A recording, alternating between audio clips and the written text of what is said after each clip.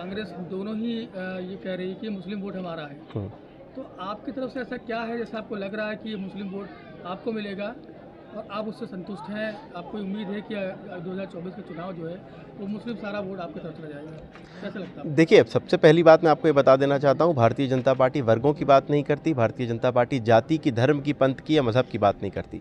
Bharatiya Janata party 140 crore भारतीय नागरिकों की बात करती है, और जब हम भारतीय नागरिकों की बात करते हैं तो उसमें हिंदू मुसलमान सब आ जाते हैं। हम सबके विकास की, सबके विश्वास की बात करते हैं, सबके विकास की बात करते हैं।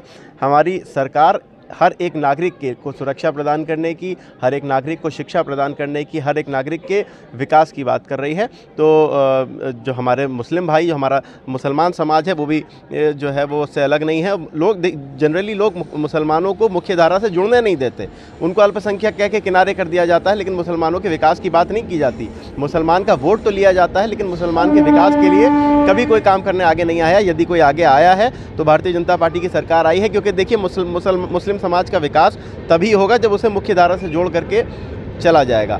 आज भारत का मुसलमान जो है वो संपूर्ण रूप से माननीय नरेंद्र मोदी जी के नेतृत्व में, उत्तर प्रदेश के मुख्यमंत्री महाराज योगी आदित्यनाथ जी के नेतृत्व में भारतीय जनता पार्टी पर विश्वास कर रहा है, और भारी संख्या में मुस्लिम मतदाता हमारे साथ खड़े हैं। आगामी लोकसभा चुनावों में प्रचंड बहुमत से भारतीय जनता पार्टी पुनः सरकार बनाने जा रही है। नरेंद्र मोदी जी पुनः भारत के यशस्वी प्रधानमंत्री बनेंगे, और भारत का मुसलमान उसमें अपना भरपूर योगदान प्रदान करेगा।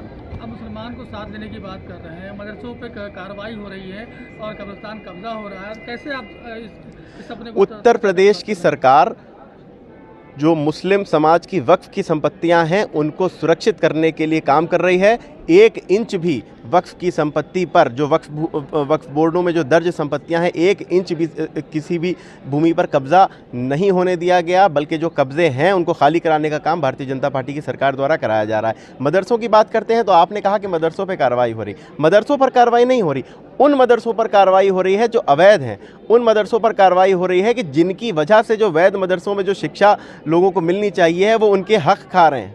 हम उन पर कार्रवाई कर रहे हैं कि जो मुसलमानों के बीच में बैठ करके मुसलमानों की जड़ों को काटने का काम कर रहे हैं। इस तरह के मदरसे जो अवैध हैं उन पर कार्रवाई बहुत पहले होनी चाहिए थी, क्योंकि मुस्लिम समाज को शिक्षा से वंचित रखने में बहुत बड़ा हाथ इन अवैध मदरसों का है, कि जिन पर कार्रवाई हो रही है और होनी चाहिए।